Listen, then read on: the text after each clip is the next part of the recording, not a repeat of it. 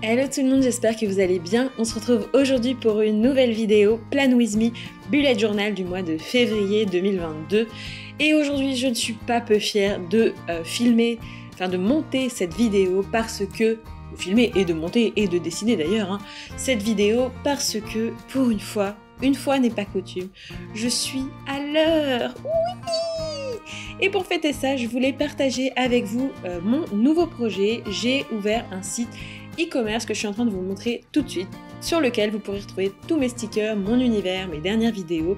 Si ça vous intéresse, je vous mets le lien en barre d'infos, n'hésitez pas à aller y jeter un coup d'œil. Vous verrez, je vais y ajouter au fur et à mesure des stickers qui étaient déjà disponibles sur mon ancienne boutique Etsy, que vous allez pouvoir retrouver sur mon site e-commerce, notamment sur le thème de l'astrologie. Et petit à petit, vous pourrez retrouver au fur et à mesure mes créations. Et attention, petit teasing, vous aurez l'occasion de retrouver plein d'autres accessoires de papeterie et pas seulement des stickers, mais j'y reviendrai.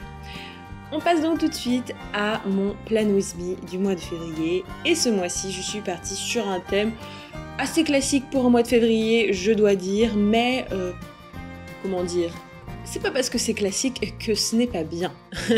J'ai donc choisi de faire ma propre interprétation du thème ski et montagne, donc avec des petits chalets, des skis, des remontées mécaniques, des sapins. Vraiment, j'ai fait le thème à fond. Et en plus, comme je reviens du ski, forcément, ça allait bien dans le thème. Enfin, ça m'a forcément inspiré. En tout cas, une fois n'est pas coutume, j'ai décidé de vous montrer également la partie dessin. C'est-à-dire qu'habituellement, je prédessine mon bullet journal et je fais en vidéo uniquement la mise en couleur. Et là, je me suis dit, allons-y. J'ai eu plusieurs commentaires dans mes vidéos qui me disaient c'est dommage qu'on ne voit pas dessiner à l'écran. Donc je me suis dit, c'est vrai, je vais essayer de partager ça aussi. Parfois, j'ai peur que ça fasse un peu trop long en termes de contenu. Donc c'est vrai que j'ai tendance à filmer uniquement la mise en couleur, mais je me suis dit au fond, peut-être que le dessin, ça intéresse aussi. N'hésitez pas à me dire dans les commentaires si vous aimez bien voir quand je dessine. Donc vous avez vraiment un premier aperçu de comment ça se déroule.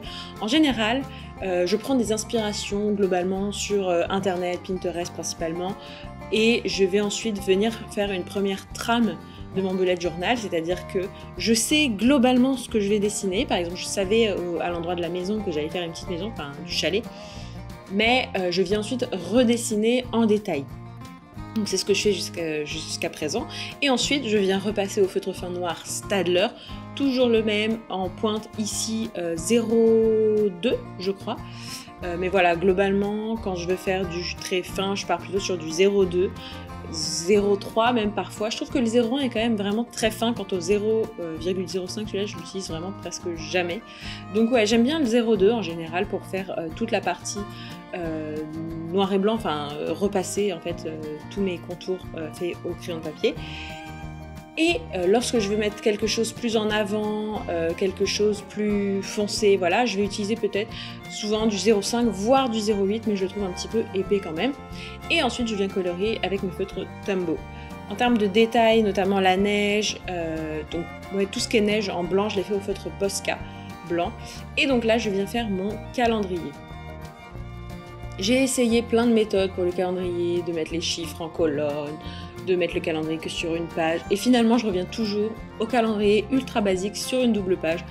Je trouve que c'est le plus lisible, moi c'est ce que j'utilise le plus, je n'ajoute rien autour, pas de notes, pas de to-do, pas de liste d'achat, rien. Je trouve que le calendrier se suffit à lui-même. C'est vrai qu'à force d'utiliser le bullet journal, je me rends compte que en réalité je note vraiment jamais, enfin quasi jamais rien dans les parties notes que je viens mettre à côté du calendrier. Donc c'est pour ça que j'ai décidé de ne faire maintenant plus que le calendrier. Et donc je pars en termes d'illustration sur une remontée mécanique, un télésiège tout simplement, que je dois vous dire, j'ai un tout petit peu galéré à le dessiner. J'ai d'abord fait au crayon de papier, donc il y a un recouvrement avec le calendrier, et ensuite je suis venue repasser en ne repassant pas au niveau du calendrier. D'ailleurs c'est une petite astuce comme ça quand vous voulez faire par exemple des recouvrements.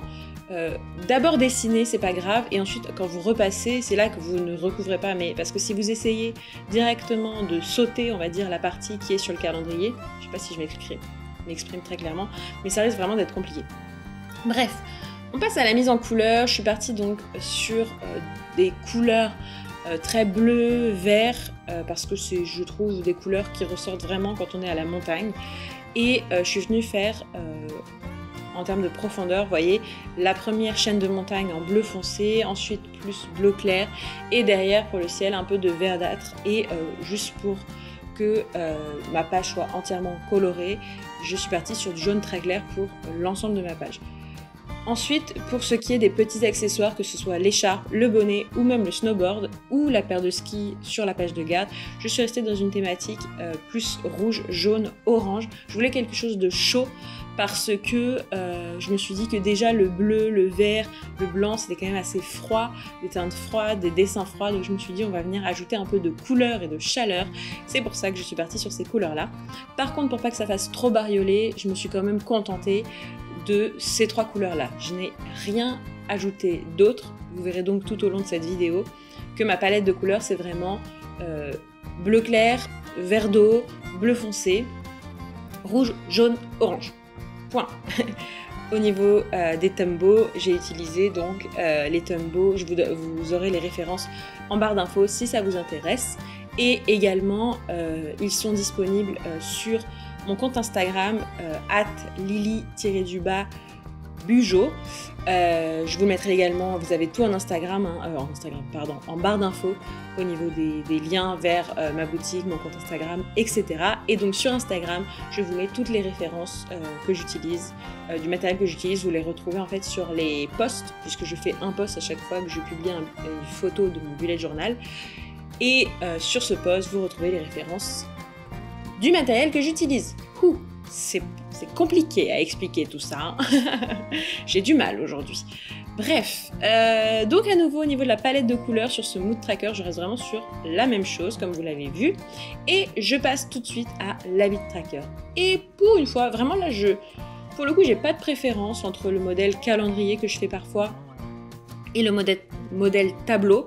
C'est vrai que là, ça faisait quand même plusieurs fois que je partais sur un modèle calendrier au niveau de l'habit tracker. D'ailleurs, le mois dernier, sur ma vidéo Plan With Me du mois de janvier, sur le thème des croissants, enfin du petit déjeuner, j'étais partie sur un habit tracker en forme de calendrier. Et donc là, je me suis dit, tiens, ça fait longtemps, on va faire un tableau. L'avantage du tableau, c'est que c'est quand même globalement plus rapide à mettre en place. Je crois que c'est aussi pour ça que je suis partie sur la version tableau. J'avais envie de gagner un peu de temps parce que j'avais déjà passé pas mal de temps en termes de dessin sur la page de garde et le calendrier. Donc voilà, je me suis dit, partons sur un habit tracker en forme de tableau.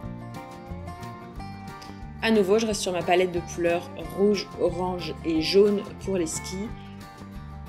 Et au niveau de la chaîne de montagne, pareil, premier plan bleu clair, deuxième plan un peu plus, enfin bleu clair mais vraiment un peu plus clair, et je viens ajouter de la neige au feutre Posca blanc.